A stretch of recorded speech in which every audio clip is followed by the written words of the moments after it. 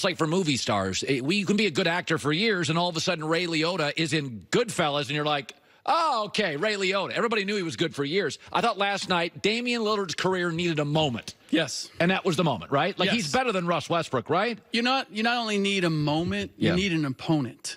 And Russ Westbrook and the stature that he comes in with, Paul George, the Oklahoma City Thunder in general, gave Damian Lillard the opportunity to prove that he is the better basketball player. Yeah. That's what we go away with. Nobody was saying that going into this series, right? But they're saying it now. Damian Lillard is the better basketball player. I would still say that Russ Westbrook is the better athlete. Yes. But we have found and has been proven that being the better athlete in the playoffs, where it's not about athleticism, there's a great equalizer in the playoffs.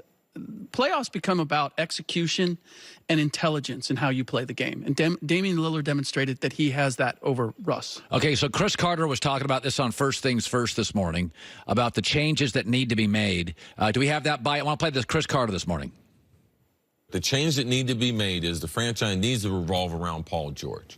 And I need to somehow get him healthier for the playoffs. Let's not forget, George didn't play well in the playoffs, but justifiably he did have a bad shoulder injury. He was spectacular the first 2/3 of the season. So for me, if I'm the franchise, all right, Paul George is going to be the guy. And when I start getting in games like this, I'm going to lean on him more, because it's easier, too, when your leader is a two-way player compared to being the way Russ plays the game. Now, what do you make of that? There's a distinction here between being the leader and being the best player on the team.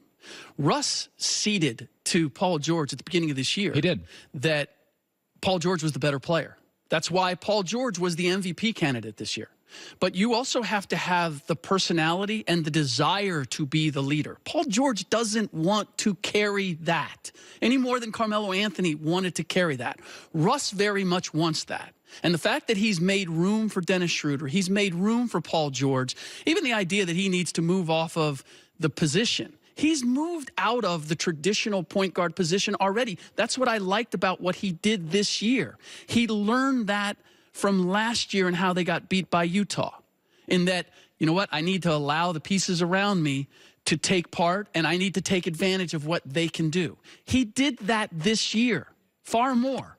So what he needs to learn from this series, in the same way that he learned from that one, is that now I need to blend my game, the combination of what I do. I still need to be aggressive, but looking to get the ball to other people. I need to attack when I can. And I need to bank my emotions. I was okay with the way he played in last night's game. Yeah, I was okay with it. I mean, it was what Westbrook does. There's other games that have bothered me far worse. I don't like at the end him going to the basket. George was hot. Yeah, but here's the thing. Look, Russ got to the basket. He had one-on-one on the outside. He got there clean. Nobody came. Everybody stayed home, so he got to the basket clean. The problem is he hasn't been doing that all year, playing that way, making those kind of decisions all year. It's really tough when you get to an elimination game and now you're going to attempt to do something under that pressure that you haven't worked on all year. And by the way, Damian Lillard, there was a time where Damian Lillard, not the emotional basket case that Russ can be, but there was a time where Damian Lillard was upset about the fact that he didn't get his just desserts, that he was never recognized, and he played like it. He played with that chip on his shoulder. And then at one point, he and I had a conversation because I noticed that something had changed. The demeanor had changed. And he basically said, I've come to accept that maybe that's my story, is that I'm not going to be recognized. I'm demanding that everybody recognize me. I'm going to prove to you just how good I am. Won't you give that to me? And then finally he went, you know what, screw it. Let me just go win. I'm just going to go play. I'm not going to worry about the accolades or whether I'm fully recognized. And what you saw last night, and you saw in this series, oh, they're mocking me. Now, the old Damian Lillard, whew, he would have been coming back on that. Old Damian Lillard, whew, he would have been coming back on that. Damian Lillard just said, and Westbrook together all the time? Yes, because I think he's so good and aggressive. He's always driving at 100 miles an hour. He should drive at 55, sometimes raise to 70. You don't drive your car at 100 all the time. Well, what about that idea? I don't think it's a terrible idea. It's not. It was, first of all, he allowed that to happen to a certain degree this year already. Why can't he learn to drive 55, 60 I just, when need be? Because I think your personality is your game. Kobe, I think to ask a guy to change his game is asking a 30-year-old with a pile of money to change his personality, and they don't. If Russ had not changed this year, I would agree with you. Because I've been waiting for this. But he did. He changed. For a little while. Well, as long as Paul George... So this is the thing, and this goes back to KD. As long as everybody else is getting it done in a better way, Russ is like, okay, I'll roll with this. The second you show a hesitation or you can't get it done, Russ is like, oh, okay, I'll drive. If Paul George stays healthy, then I don't think anything changes. But when Paul George gets hurt, Russ looks around and says, I got to take over again. I can't fault him for taking that approach. And I'm not giving up on Russ Westbrook for the same reason that I saw the change in Damian Lillard. I saw the But I don't see a guy who's so obstinate that says, my way is working. I kind of see that. Right? Well, I and I'm not saying he can get there. Yeah. But I'm not ready to close the door on Russ Westbrook figuring it out. Okay. Let's move to two things. You've got an email from Magic Johnson's story. So Magic steps down, and when he left, he said something about there's a lot of talking behind people's back, and we read that to believe Pelinka was taking shots at Magic. There were a couple stories that surfaced that Pelinka would walk into the main room and go, hey, everybody, where's Magic? Accentuating the truth, which was Magic was gone doing something that celebrities do. So what is your story on this? My understanding is that there were some emails that were exchanged between Rob and Jeannie. Jeannie Buss and Rob Pelinka. Yes, about Magic and about what Magic was and wasn't doing. They were critical emails. And somehow, some way, Jeannie, from what I understand, was CCing or blind CCing Magic on everything. That was sort of protocol, standard issue. Somehow the exchange between Rob and Jeannie ended up on that string of the blind CCs that were going to Magic. So Magic now is seeing emails from Rob to Jeannie that were critical of what he was doing. And maybe most important in all this is that there was no indication that Jeannie was backing Rob up in terms of either going to Magic and letting him know that this was going on or going back at Rob and, defending Magic. That was not happening. And so when he talked about the backstabbing, to me, my understanding is that's what started it. And the fact that Jeannie waved goodbye and said, thank you for all that you did, was that she didn't necessarily disagree with what Rob was saying.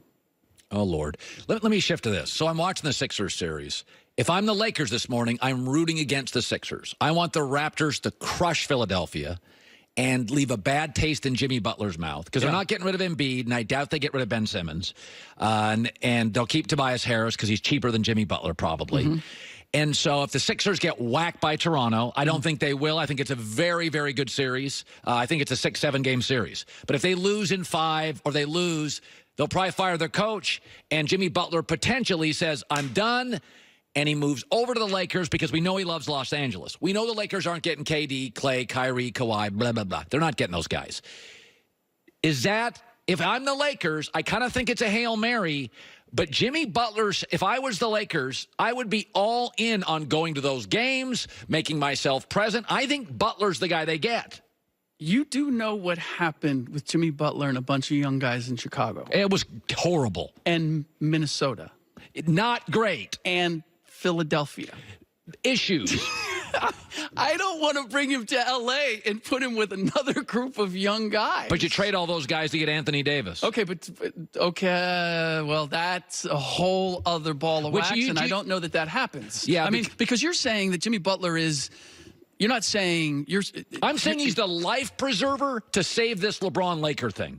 He's the life preserver, or the whole thing drowns. And I'm saying that if he's your life preserver, we're lost at sea. It's just not...